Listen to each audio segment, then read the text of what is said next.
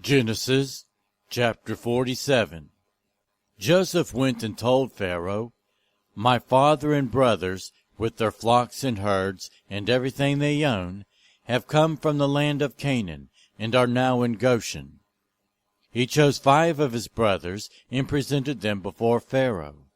Pharaoh asked the brothers, "What is your occupation?" "Your servants are shepherds," they replied to Pharaoh, "just as our fathers were."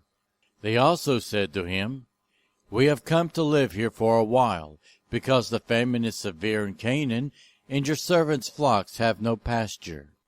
So now, please let your servants settle in Goshen." Pharaoh said to Joseph, "Your father and your brothers have come to you, and the land of Egypt is before you. Settle your father and your brothers in the best part of the land. Let them live in Goshen. And if you know of any among them with special ability, put them in charge of my own livestock."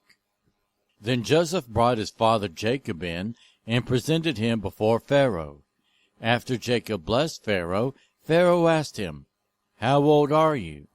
And Jacob said to Pharaoh, "The years of my pilgrimage are 130. My years have been few and difficult, and they do not equal the years of the pilgrimage of my fathers." Then Jacob blessed Pharaoh and went out from his presence.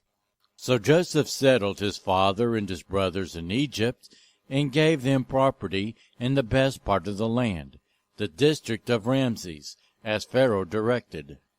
Joseph also provided his father and his brothers and all his father's household with food, according to the number of their children. There was no food, however, in the whole region, because the famine was severe. Both Egypt and Canaan wasted away because of the famine. Joseph collected all the money that was to be found in Egypt and Canaan in payment for the grain they were buying, and he brought it to Pharaoh's palace.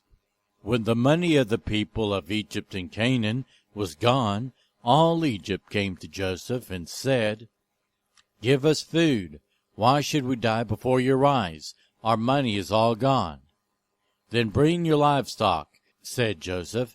"I will sell you food in exchange for your livestock, since your money is gone."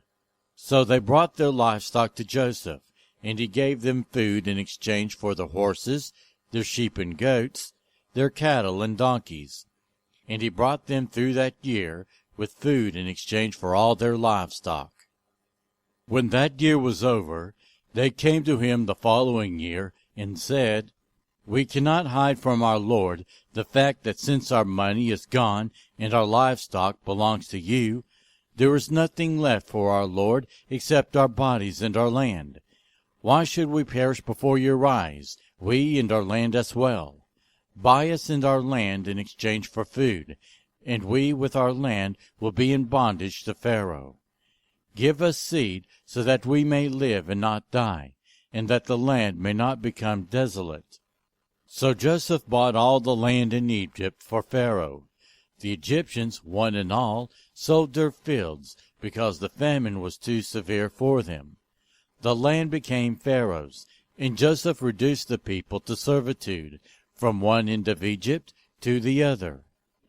However, he did not buy the land of the priests, because they received a regular allotment from Pharaoh, and had food enough from the allotment Pharaoh gave them.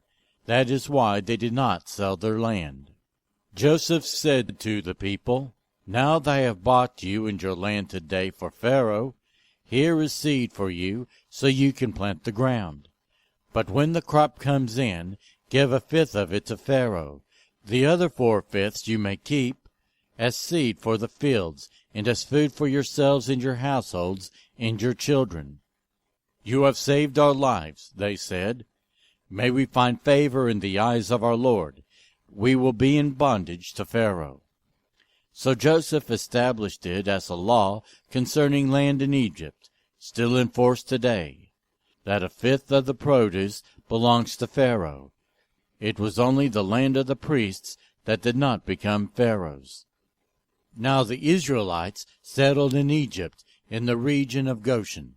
They acquired property there, and were fruitful and increased greatly in number.